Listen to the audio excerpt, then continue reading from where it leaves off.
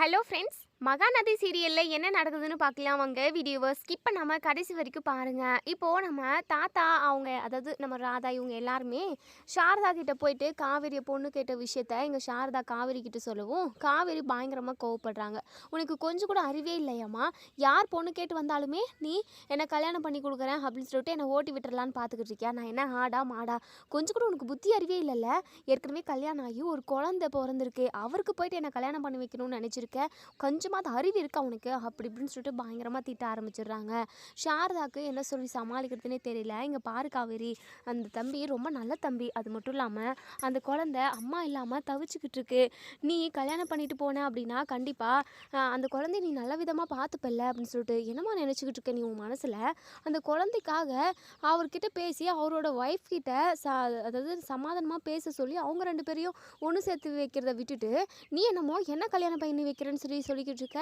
எனக்கு கல்யாணம் ஆனால் போதும், என்னை இந்த வீட்டை விட்டு துரத்தி விட்டுட்டா உனக்கு நிம்மதியாக இருக்கும் அப்படி தானே அப்படின்னு சொல்லிட்டு இங்கே நம்ம காவேரி பயங்கரமாக கோவமாக பேசுகிறாங்க. ஸோ நம்ம சாரதா இருந்துட்டு இங்கே பாரு காவேரி, நான் சொல்கிறத ஒரு நிமிஷம் கேளுடி, போதும் நிறுத்துமா, இதுக்கப்புறம் நீ எதுவுமே பேசாத, நான் யார்கிட்ட பேசணுமோ அவங்கக்கிட்ட போய் பேசிக்கிறேன் அப்படின்னு சொல்லிட்டு பயங்கர கோவமாக இங்கே நம்ம காவேரி வந்து தாத்தாவோட, அதாவது விஜயோட வீட்டுக்கு வராங்க.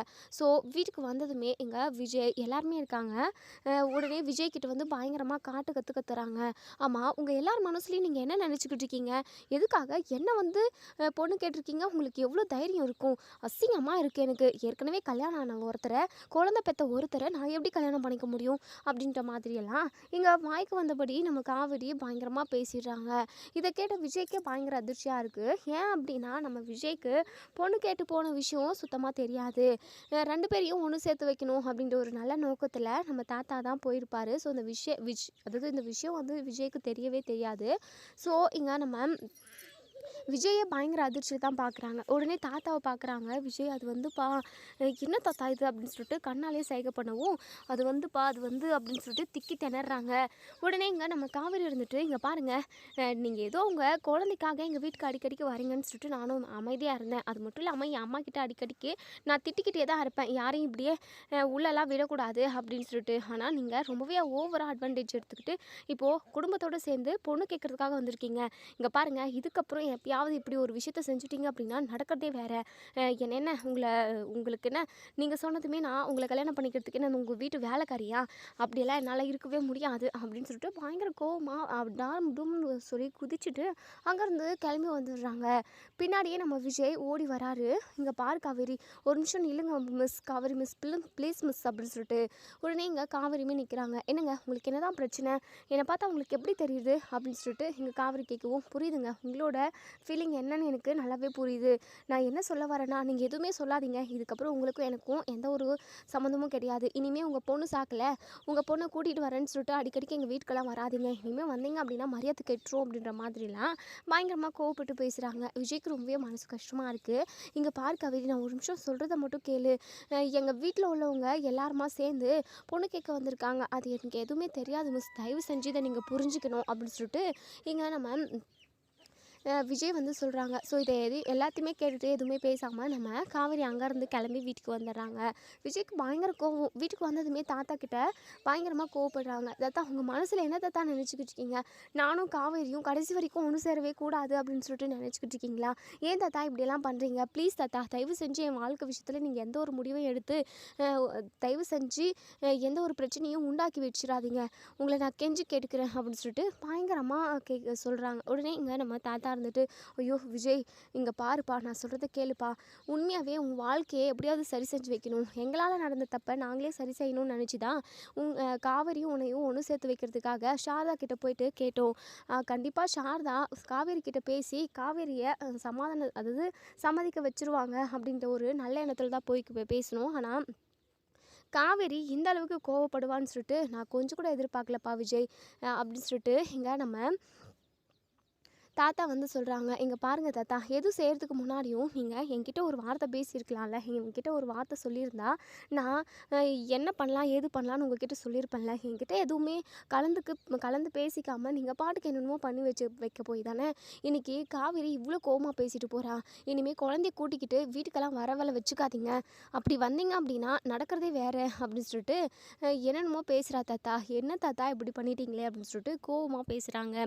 ஸோ நம்ம விஜய் கிட்ட தாத்தா இருந்துட்டு மன்னிப்பு கேட்குறாங்க. என்னை மன்னிச்சிருப்பா விஜய், நான் உன்னை காவேரி கூட ஒன்று சேர்த்து வைக்கணும்னு நினச்சேன். காவேரிக்கு எப்போ ஞாபகம் வருதோ இல்லை நடந்த எதையுமே ஞாபகம் வராமல் அப்படியே அவள் காலத்தை கழிச்சிருவாளோ, நீயும் இப்படி அவளை நினச்சிக்கிட்டு வாழ்க்கையை வாழ்ந்து முடிச்சிருவியோன்ற ஒரு பயத்தில் தான்ப்பா உங்களை 2 பேரும் சீக்கிரமாகவே ஒன்று சேர்த்து வைக்கணுன்றதுக்காக நான் இப்படி ஒரு விஷயத்த செஞ்சேன். மற்றபடி உன்னுடைய வாழ்க்கை கெடுக்கணுன்றதுக்காகலாம் நான் எதுவுமே செய்யலப்பா. நான் செஞ்சது தப்பாக இருந்தால் என்னை மன்னிச்சிருப்பா அப்படின்னு சொல்லிட்டு நம்ம தாத்தா ரூமுக்கு போயிடுறாங்க. விஜய்க்கு பயங்கர அப்செட்டாக இருக்குது. இத்தனை நாளாக அம்முவுமே ரொம்ப சந்தோஷமாக இருந்தால் காவேரி வீட்டுக்கு போகிறப்பெல்லாம் இப்போது திரும்பவும் நம்ம அவங்க வீட்டுக்கு போகவும் முடியாது. ஆனால் காவேரி முன்ன மாதிரியே கோவக்காரியாக தான் இருக்கா. முன்னைக்கு இப்போக்கும் ஒரு சேஞ்சும் இல்லை, ஒரே மாதிரி முன்ன மாதிரியே தான் இருக்கா அப்படின்றதையுமே ரியலைஸ் அதாவது நினச்சி பார்க்குறாங்க. ஸோ சரி கொஞ்ச நேரம் தான் இந்த கோவமெல்லாம் இருக்கும், அம்முவை பார்த்தா அந்த கோவமெல்லாம் சரியாயிடும் தான் நினைக்கிறேன் அப்படின்ற மாதிரியெல்லாம் விஜய் வந்து மனசுக்குள்ளேயே நினைக்கிறாங்க.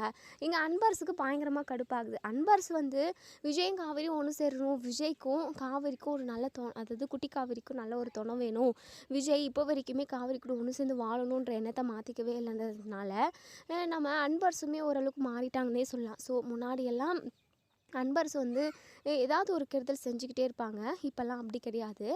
வீட்டில் எல்லாருக்கும் நல்லது நடக்கணும் அப்படின்ற மாதிரி தான் யோசிப்பார் நம்ம அன்பரசு. ஸோ இப்போது காவேரி பேசுகிறத எல்லாத்தையுமே பார்த்த அன்பரசுக்கு பயங்கரமாக கடுப்பாகுது. இந்த காவேரி ஏன் தான் இப்படி பண்ணுறா, இத்தனை விஷயத்த பார்த்து கூட அவளுக்கு பழைய ஞாபகம் வரவே இல்லை, இதுக்கப்புறமும் வரும்னு எந்த ஒரு நம்பிக்கையும் இல்லவே இல்லையே. விஜயும் காவேரியும் எப்படி ஒன்று சேர்த்துறது, காவேரிக்கு பழைய ஞாபகம் எல்லாமே வரணும், தனக்கு கல்யாணம் ஆயிருக்கு விஷயம், நான் தனக்கு குழந்தை பிறந்த விஷயம்னு இப்படி எல்லாமே ஞாபகத்துக்கு வந்தால் தான் குட்டி காவேரியுமே அவங்க அம்மாவோட சந்தோஷமாக இருக்க முடியும், விஜயும் அவள் பிடிச்ச பொண்ணோட சந்தோஷமாக அவன் வாழ்க்கை வாழ முடியும். என்ன பண்ணலாம் அப்படின்னு சொல்லிட்டு பயங்கரமாக யோசிக்கிறாங்க. அதே சமயம் காவேரி வந்து அளவுக்கு மீறி பேசிட்டாங்க அப்படின்றதுனால காவேரி மேலேயுமே கொஞ்சம் கோவமாக தான் இருக்காங்க. சரி என்ன பண்ணுறது, விஜயோட வாழ்க்கை எப்படியாவது சரி செஞ்சு வைக்கணும், நம்ம வீட்டில் உள்ள யார்கிட்டையுமே பேச வேண்டாம் அப்படின்னு சொல்லிட்டு மறுநாள் காலையில் இங்கே அன்பரசு இப்போது ஸ்கூலுக்கே போகிறாரு. ஸோ இங்கே நம்ம காவேரி வந்து குட்டி காவேரி கிட்ட சரியாக முகம் கொடுத்து கூட பேசுறதில்ல.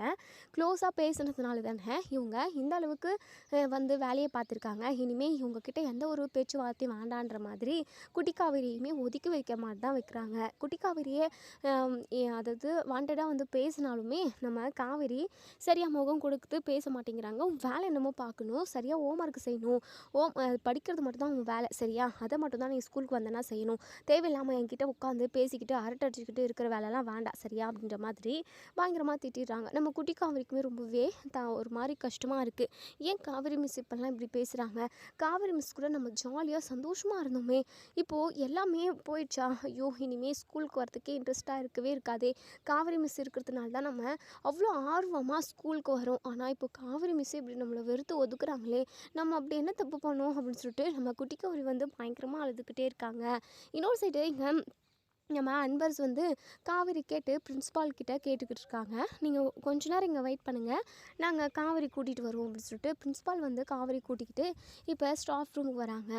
இப்போது அன்பர்ஸை பார்த்ததுமே நம்ம காவேரிக்கு பயங்கரமாக கோவம் வருது. ஏன்னா விஜயோட ஃபேமிலியில் உள்ளவங்க தான் இவங்க எதுக்காக நம்மளை பார்க்க வந்திருப்பாங்க அப்படின்னு சொல்லிட்டு பயங்கரமாக டென்ஷன் ஆகுறாங்க. உடனே பிரின்ஸ்பாலுமே இவங்க தான் உங்களை பார்க்க வந்தாங்க, நீங்கள் பேசிக்கிட்டு இருங்க காவேரி, நான் எனக்கு ஒரு ஒர்க் இருக்குது அதை முடிச்சுட்டு வந்துடுறேன் அப்படின்னு சொல்லிட்டு இங்கே பிரின்ஸ்பால் வந்து போயிடுறாங்க. காவேரி அன்பர்ஸை பார்த்து பயங்கரமாக முறைக்கிறாங்க.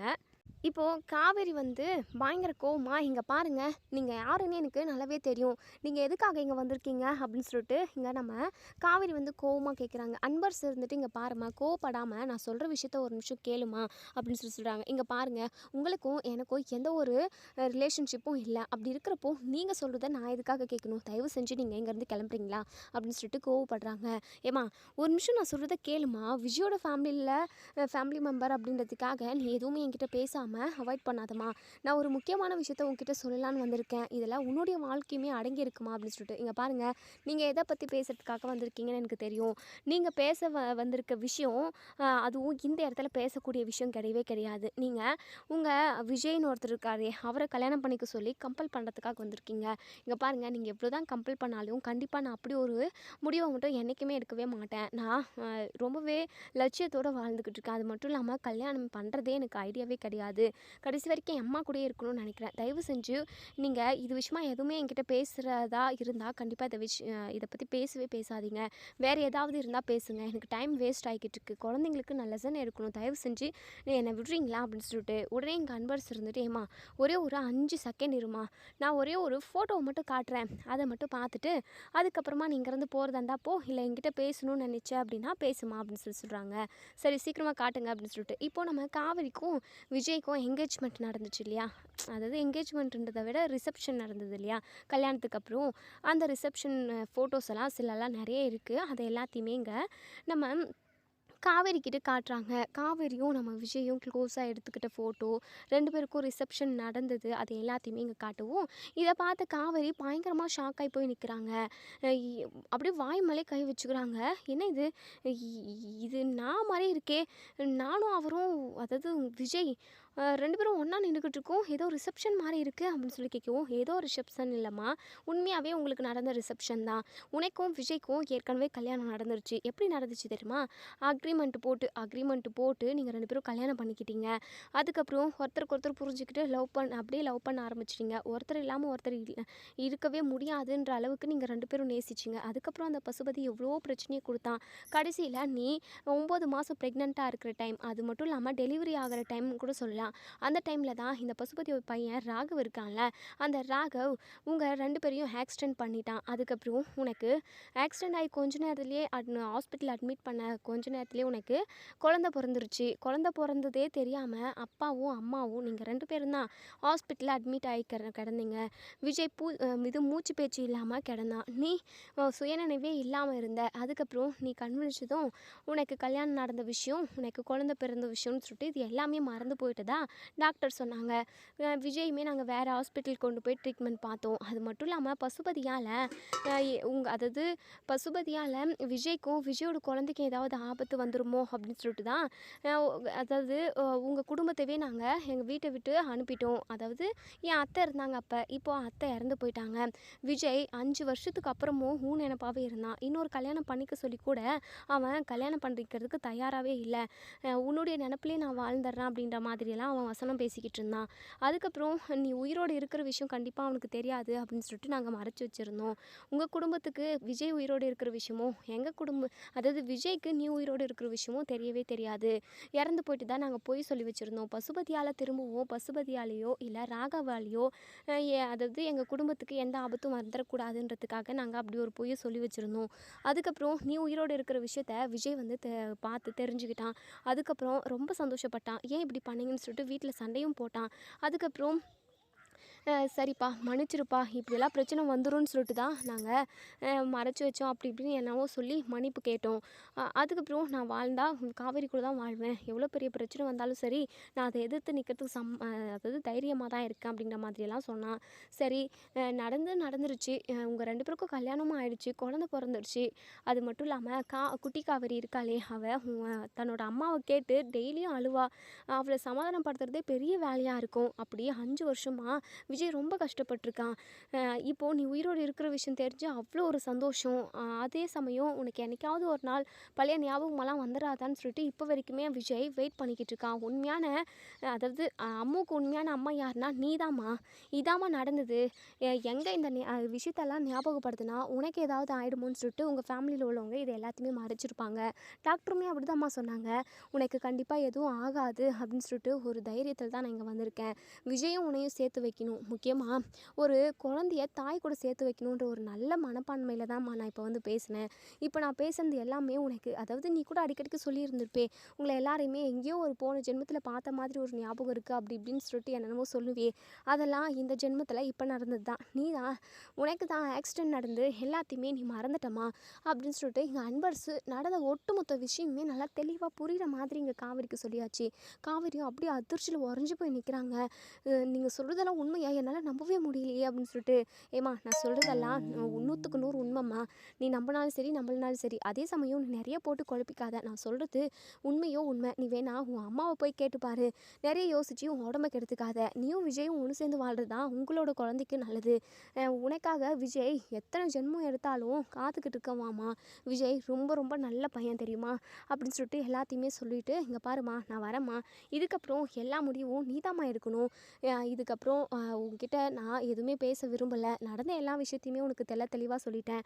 இதுக்கப்புறம் நீ உன் வாழ்க்கை காப்பாற்றிக்கிறதும் உன்னுடைய குழந்தைய பத்திரமா பார்த்துக்கிறதும் உன் புருஷன் கூட ஒன்று சேர்ந்து சந்தோஷமாக வாழ்கிறதும் அதெல்லாமே உன் கையில் தாம்மா இருக்குது அப்படின்னு சொல்லிட்டு அங்கேருந்து நம்ம அன்பரசு வந்து கிளம்பிடுறாங்க.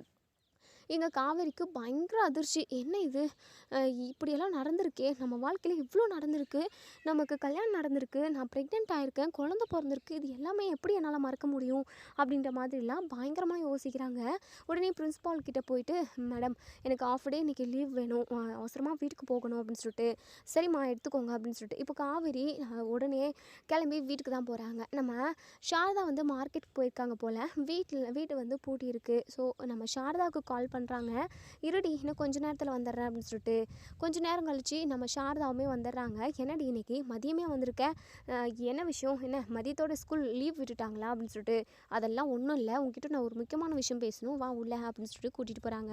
என்னடி இப்படி முறைக்கிற, என்னாச்சு உனக்கு, ஏதாவது பேய் இது பிடிச்சிருக்கேன் அப்படின்னு சொல்லி கேட்கவும், அதெல்லாம் ஒன்றும் பிடிக்கல, ஆமாம் எனக்கு ஆக்சிடெண்ட் ஆச்சே, ஒரு சில விஷயத்த எல்லாமே நான் மறந்துட்டு தான் நீங்கள் சொன்னீங்க, நான் மறந்த எல்லா விஷயமே நீ எனக்கு சொல்லி ஞாபகப்படுத்தினியாம்மா அப்படின்னு சொல்லி கேட்கவும், என்ன இவ திடீர்னு இப்படி வந்து கேட்குறா, என்னடி இத்தனை நாள் இல்லாதமோ இன்னைக்கு இப்படி வந்து கேட்குற, எனக்கு ஒன்றும் புரியலடி அப்படின்னு சொல்லிட்டு.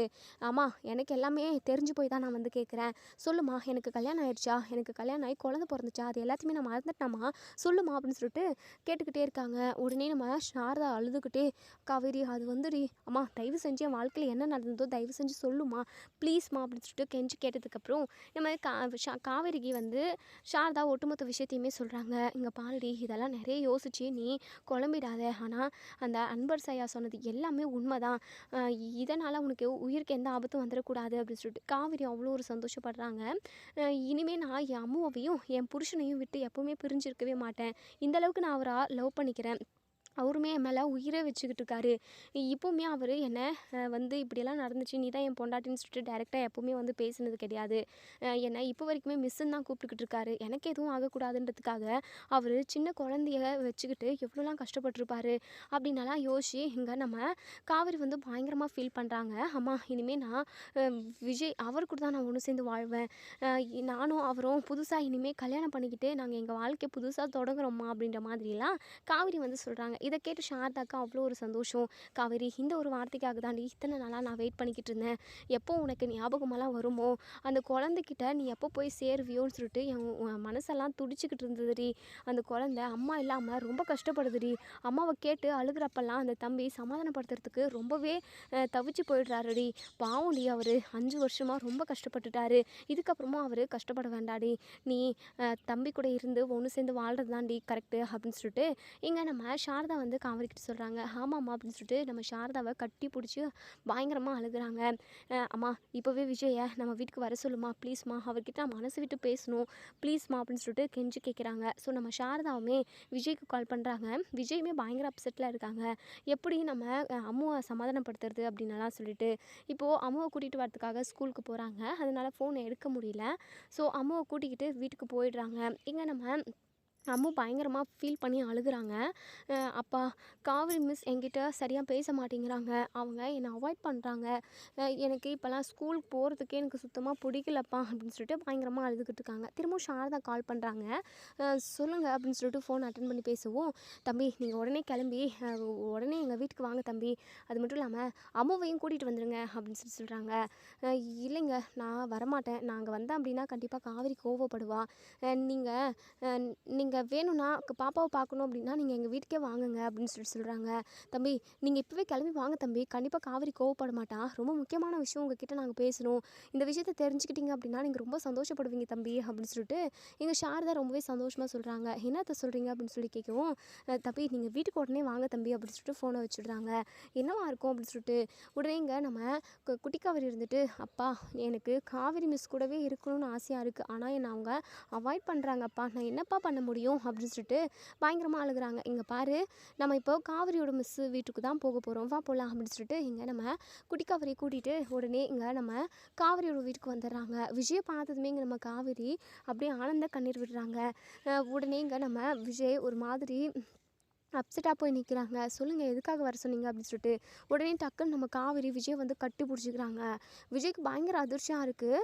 என்ன இது கனவா நனவா அப்படின்ற மாதிரி தான் யோசிக்க தோணுது அவங்களால. இதை நிஜம்னே நம்ப முடியல. மிஸ் என்ன மிஸ் அப்படின்னு சொல்லிட்டு, இங்கே பாருங்கள் விஜய், இதுக்கப்புறம் என்னை மிஸ்ஸுன்னு கூப்பிடாதீங்க, உரிமையாக காவிரின்னு கூப்பிடுங்க, நீங்கள் தாலி கட்டின பொண்டாட்டி அப்படின்னு சொல்கிறாங்க.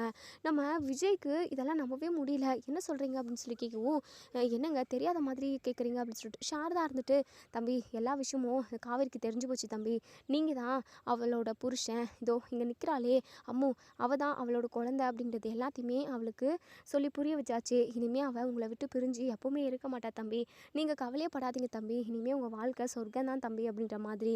அத்தை நீங்கள் சொன்னாலும் சொல்லலைனாலும் இது எனக்கு சொர்க்கம் தான் அத்தை, காவிரி என்ன எப்போ அதாவது நான் அவளோட புருஷன் அப்படின்றத எல்லாத்தையுமே ஞாபகத்துக்கு கொண்டு வருவான்னு சொல்லிட்டு நான் ஒவ்வொரு நிமிஷமும் வெயிட் பண்ணிக்கிட்டு இருந்தேன். இன்றைக்கி அது நடந்துருச்சு, உண்மையாகவே எனக்கு சொர்க்கத்தில் இருக்கிற மாதிரி தான் இருக்குது. 5 வருஷம் நான் எவ்வளோ கஷ்டப்படுறேன் தெரியுமா, காவிரி இல்லாத ஒரு வாழ்க்கையை அப்படியே நரக மாதிரி ஒவ்வொரு நிமிஷத்தையும் நான் கழிச்சேன் அத்தை. இப்போ எனக்கு அவ்வளோ ஒரு சந்தோஷமாக இருக்குது. இந்த சந்தோஷத்தை நான் எப்படி எனக்கு வெளிப்படுத்துறதுன்னு கூட தெரியல. என் சந்தோஷத்துக்கு அளவே இல்லை அத்தை அப்படின்னு சொல்லிட்டு நம்ம காவிரி தூக்கிக்கிட்டு சுற்றுறாங்க. நம்ம குட்டி காவிரிக்கு ஒன்றுமே புரியல. அப்பா என்னப்பா நடக்குது இங்கே, இது பாட்டி என்னென்னமோ சொல்கிறாங்க, காவிரி மிஸ் தான் என்னுடைய அம்மாவா, சொல்லுங்கப்பா அப்படின்னு சொல்லிட்டு, தங்கம் அம்மு அம்மு நீ ரொம்ப நாளாகவே அம்மாவை கேட்டுக்கிட்டு இருந்தில்ல, எனக்கு அம்மாவை பார்க்கணும், அம்மா கூட இருக்கணும், அம்மா கூட பேசணும், எப்போ என் அம்மா வருவாங்க அப்படின்னு சொல்லிட்டு நாளுக்கு நாள் கேட்டுக்கிட்டே இருக்கவில்ல அம்மு, இதான் உன் அம்மா, உனக்கு ரொம்ப ரொம்ப பிடிச்ச காவிரி மிஸ் தான் உன்னை பெற்ற அம்மா, இனிமேல் உன்னை விட்டுட்டு எங்கேயுமே போக மாட்டாங்க அப்படின்னு சொல்லிட்டு இங்கே நம்ம விஜய் அப்படியே ஆனந்த கண்ணீரோடு சொல்கிறாங்க. ஸோ இதை கேட்ட நம்ம குட்டி காவிரிக்குமே அவ்வளோ ஒரு சந்தோஷம். அப்பா என்ன சொல்கிறீங்க, நீங்கள் சொல்கிறது உண்மையாப்பா அப்படின்னு சொல்லி கேட்கவும், ஆமாம் தங்கம் நான் சொல்கிறது உண்மை தான் அப்படின்னு சொல்லிட்டு உடனே நம்ம காவிரி இருந்துட்டு, அம்மு இங்கே வா அம்மு அப்படின்னு சொல்லிட்டு அம்முவை கட்டி பிடிச்சிக்கிறாங்க. இங்கே பாரு அம்மு, இத்தனை நாளாக உங்களை தனியாக விட்டுட்டு உன்னை கஷ்டப்பட வச்சதுக்கு என்னை மன்னிச்சிரு அம்மு, தயவு செஞ்சு என்னை மன்னிச்சிரு அப்படின்னு சொல்லிட்டு மன்னிப்பு கேட்குறாங்க. மிஸ் அப்போது நீங்கள் தான் என்னுடைய அம்மாவா, ஏன் மிஸ், ஏன் எதுக்காக என்னையும் அப்பாவும் இவ்வளோ நாளாக கஷ்டப்பட வச்சிங்க, எதுக்காக நீங்கள் இப்படி மறைஞ்சு இருந்தீங்க சொல்லுங்கள் மிஸ் அப்படின்னு சொல்லிட்டு, இங்கே பார் தங்கம் என்னை மன்னிச்சிடுற தங்கம் அப்படி இப்படின்னு சொல்லிட்டு சாரியெல்லாம் கேட்குறாங்க. அதே சமயம் நீ மிஸ் நல்லா என்னை கூப்பிடக்கூடாது, நான் உன் அம்மா, உன்னை 10 மாதம் சுமந்து பெற்ற அம்மா, நீ என்னை அம்மான்னு கூப்பிடு தங்கம் அப்படின்னு சொல்லிட்டு இங்கே நம்ம காவிரி வந்து கேட்குறாங்க. ஸோ இதை கேட்ட இங்கே நம்ம குட்டி காவேரிக்கு அவ்வளோ ஒரு சந்தோஷமாக இருக்குது. அம்மா அப்படின்னு சொல்லி கூப்பிடுவோம். இங்கே நம்ம காவேரி ரொம்ப சந்தோஷப்படுறாங்க. இதெல்லாம் பார்த்துக்கிட்டு இருந்த நம்ம சாரதாவுக்கு ரொம்பவே சந்தோஷமாக இருக்குது. இந்த காட்சியை பார்க்குறதுக்காக தானே நம்ம இத்தனை நாளாக காத்துக்கிட்டு இருந்தோம்.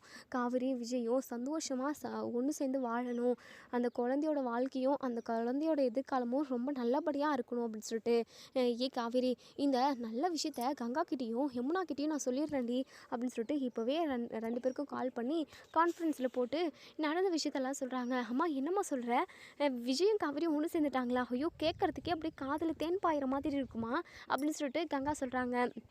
யமுனாவுமே ஆமாம்மா எனக்குமே அப்படி தான் இருக்குது. இந்த விஷயம் நடக்கிறதுக்காக தானே நம்ம இத்தனை நாளாக போராடிக்கிட்டு இருந்தோம். எப்படியோ இப்போது எனக்கு ரொம்ப சந்தோஷமாக இருக்குமா அப்படின்னு சொல்கிறாங்க. ஸோ நம்ம சாரதா இருந்துட்டு நான் எத்தனை நாளாக யோசிச்சு வச்சுக்கிட்டு இருந்தேன் தெரியுமா, இப்படியெல்லாம் ரெண்டு பேரும் ஒன்று சேர்ந்துடணும், இவங்க ரெண்டு பேரும் கடைசி வரைக்கும் அந்த ஒரு ஒத்த குழந்தைய நல்லபடியாக வளர்க்கணும் அப்படின்னலாம். எப்படியோடி எல்லா கஷ்டத்துக்கும் ஒரு நல்ல காலம் பிறந்துருச்சு. என்ன ஒன்று, அந்த பசுபதியால் எந்த பிரச்சனையும் வரக்கூடாது. ராகவ் போய் சேர்ந்துட்டான். பசுபதி தான் எங்கே இருக்கானே தெரியல. அம்மா எதுக்காகம்மா இந்த நல்ல நேரத்தில் அந்த பசுபதியெல்லாம் ஞாபகப்படுத்துகிற? அந்த ஆள் எங்கேயானா போய் தொலையட்டும், நம்ம பக்கம் வராமல் இருந்தால் சரி. காவிரியும் விஜயும் ஒன்று சேர்ந்து சந்தோஷமாக வாழ்ந்தாங்க அப்படின்னா அதுவே போதுமா நமக்கு அப்படின்னு சொல்லிட்டு, நீ சொல்கிறதும் கங்கா சரிதான் கங்கா. சரி மாப்பிள்ளை என்ன பண்ணிக்கிட்டு இருக்காரு? அம்மா இது குழந்தை என்ன பண்ணிக்கிட்டு இருக்கான் அப்படின்னுலாம் சொல்லி கேட்டு பேசிக்கிட்டு இருக்காங்க. உடனே நம்ம கங்கா இருந்துட்டு எல்லாமே சொல்கிறாங்க. அதுக்கப்புறம் காவேரி கிட்ட கொடுமா அப்படின்னு சொல்லிட்டு, காவேரி இந்த ஒரு விஷயத்துக்காக தாண்டி நாங்கள் எல்லாருமே எதிர்பார்த்துக்கிட்டு இருந்தோம். எப்படியோடி எனக்கு இப்போ மனசுக்கு ரொம்ப ரொம்ப நிம்மதியாக இருக்குடி. நீயும் விஜய் மாமாவும் சந்தோஷமாக ஒன்று சேர்ந்து வாழணும் அப்படின்ற மாதிரிலாம் சொல்கிறாங்க. ஸோ இதோட இந்த ரிவ்யூ முடியுது. இதுக்கப்புறம் என்ன நடக்கும் சொல்லி வெயிட் பண்ணி பார்ப்போம் ஃப்ரெண்ட்ஸ். வீடியோ பிடிச்சிருந்தா லைக் பண்ணி கமெண்ட் பண்ணி தருவீங்க. ஸோ இப்போது ரெண்டு பேரும் ஒன்று சேர்ந்தாச்சு. இனிமேல் தான் இந்த பசுபதி வரப்போகிறாங்க. இவங்க ரெண்டு பேரோட நிம்மதியை கெடுக்கணும் அப்படின்ற மாதிரியெல்லாம் பிளான் பண்ணுவாங்க. பசுபதியை இல்லாமல் பண்ணணும். அதாவது இந்த ராகவ் போய் சேர்ந்த மாதிரி பசுபதியும் போய் சேர்ந்துட்டா ரொம்ப சூப்பராக இருக்கும் அப்படின்னு நினைக்கிறவங்க இந்த வீடியோ கீழே கமெண்ட் பண்ணி தருவீங்க. இப்போது நம்ம குட்டி காவிரி இருந்துட்டு இங்கே பாருங்கள் மிஸ், இங்கே பாருங்க அம்மோ, நான் மிஸ்ஸுன்னு கூப்பிடக்கூடாதுன்னு தான் சொன்னேன். சரிங்க அம்மா நம்ம வீட்டுக்கு போகலாமா அப்படின்னு சொல்லிட்டு, பாட்டியுமே நம்ம வீட்டுக்கு கூட்டிகிட்டு போயிடலாம், பாட்டியை தனியாக விட வேண்டாம் அப்படின்னாலாம் நம்ம குட்டி காவிரி சொல்கிறாங்க. நம்ம சாரதாக்கு அவ்வளோ ஒரு சந்தோஷமாக இருக்குது. விஜய் இருந்துட்டு ஆமாத்த நீங்கள் எப்படி தனியாக இருப்பீங்க, வாங்க நம்ம எல்லாருமே நம்ம வீட்டுக்கு போவோம் அப்படின்னு சொல்லிட்டு சாரதாவை கூட்டிக்கிட்டு நம்ம காவேரியும் கூட்டிக்கிட்டு விஜய் அவங்க வீட்டுக்கு போகிறாங்க. இதோட இந்த ரிவ்யூ ஃபுல்ஃபில் ஆகுது. தேங்க்யூ.